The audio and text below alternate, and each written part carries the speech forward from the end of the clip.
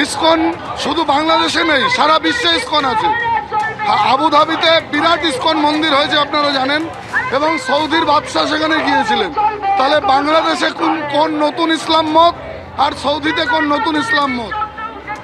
বাংলাদেশে আল্লাহর ইসলাম চলছে না, মুল্লার ইসলাম কায়েম হয়েছে। বাংলাদেশটা চালাচ্ছে ফতোয়াবাজ জিহাদি কিছু মাদ্রাসার হুজুররা। এখানে আমরা দেখতে পাচ্ছি আরো অনেকে রয়েছেন। কি দাবি নিয়ে যাচ্ছেন? চিন্ময় প্রভুর মুক্তির দাবি।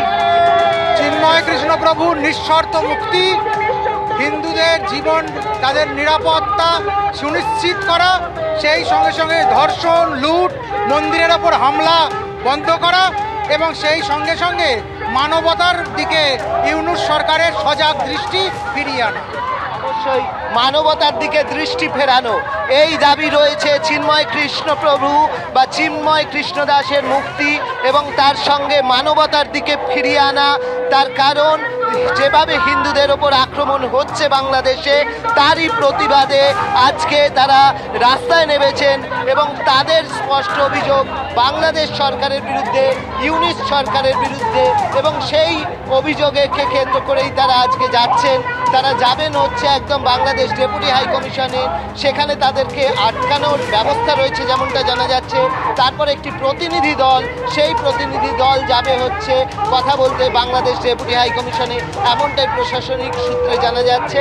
এবং তারা তাদের দাবি নিয়ে এগিয়ে চলেছেন। এখানে যেরকম সন্ন্যাসীরা রয়েছেন, সেরকমভাবে আমরা দেখতে পাচ্ছি বহু মানুষ যোগ দিয়েছেন। তার পাশাপাশি বিজেপির যারা নেতা রয়েছেন তাদেরকেও কিন্তু দেখা যাচ্ছে এই মিছিলে। একদমই অর্ণব, তুমি আমাদের সঙ্গে থাকো। বাংলাদেশে অস্থিরতা যাতে দ্রুত কাটে এবং এই যে অগ্নিগর্ভ পরিস্থিতি, সেই অগ্নিগর্ভ পরিস্থিতিতে দ্রুত সরকার পদক্ষেপ করুক, সেই দাবিও যেমন রয়েছে। পাশাপাশি চিন্ময় কৃষ্ণ দাস তাকে অবিলম্বে নিঃশর্তে মুক্তি দিতে হবে, এই দাবিতে সরব হয়েছে বঙ্গীয় হিন্দু জাগরণ মঞ্চ। কলকাতায় সেই মিছিল আপনারা দেখতে পাচ্ছেন। কিছুক্ষণের মধ্যেই তারা ডেপুটেশন দিতে পৌঁছে যাবেন বাংলাদেশের ডেপুটি হাই কমিশনের অফিসে। গতকাল শুভেন্দু অধিকারী গিয়েছিলেন এবং গিয়ে বলেছিলেন এনাফ ইজ এনাফ, সরকারকে ব্যবস্থা নিতে হবে। আজকে বঙ্গীয় হিন্দু জাগরণ মঞ্চের প্রতিবাদ মিছিল, 4 জনের প্রতিনিধি দল ভেতরে গিয়ে কথা বলতে পারবেন।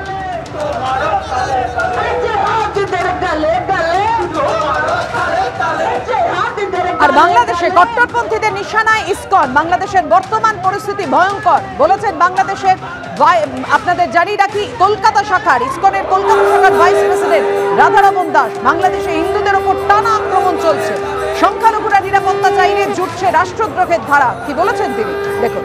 আমরা ISKCON is completely non political organisation.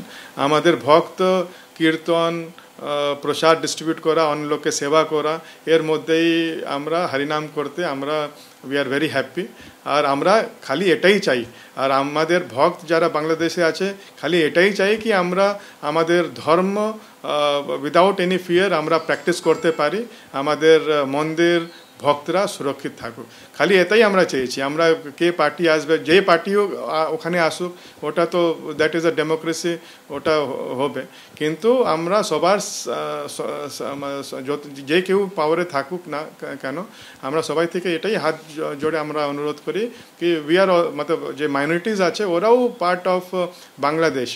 R actually ISKCON আমরা ইসকন হচ্ছে একটা গৌড়ীয় সম্প্রদায়, ব্রহ্ম মাধব গৌড়িয়া সম্প্রদায় থেকে আমরা বেরিয়েছি। চৈতন্য মহাপ্রভু যেনার ফিলসফি মতলব চৈতন্য মহাপ্রভু ইসকন, আমরা চৈতন্য মহাপ্রভুকে মানি। চৈতন্য মহাপ্রভু ওনার জন্ম মায়াপুরে হয়েছিল, কিন্তু চৈতন্য মহাপ্রভু মা বাবা উনি প্রেজেন্ট ডে বাংলাদেশ থেকে উনি এসেছিলেন, ওরা বাংলাদেশ থেকে ভারতে এসেছিলেন। আর বাংলাদেশে আমাদের সনাতন ধর্মের অনেক তীর্থ আছে, অনেক শক্তিপীঠ আছে। তো যারা ওখানে লোক আসছে ওরা বাইরের লোক নয়, ওরা ওখানকারই ভূমিপুত্র, ওরা ওখানকারই ন্যাশনাল। তো ওরাও মতলব এটাই আশা করে কি ওখানকার সরকার নিজের সন্তান যারা আছে যত ওদের ন্যাশনালস আছে ওদেরকে প্রোটেকশন দেবে।